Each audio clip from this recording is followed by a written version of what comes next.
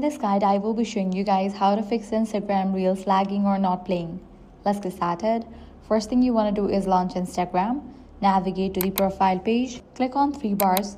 Then head over to the option Media Quality. Toggle off for the option Use Less Cellular Data. This can reduce video quality and cause Reels to lag or load slowly. Next thing you want to do is head back. Check your network connection. Make sure you have stable internet connection, or you can switch between Wi-Fi and cellular data. Likewise, check for app update. Navigate to App Store or Play Store. Search for the app Instagram. Once app appears, if you see the option of update, click on it and update the app to its latest version. Likewise, clear cache for the app. So launch settings, go to General. Head over to the option iPhone Storage. From the list of apps, find Instagram and launch it. Click on Upload app and confirm it.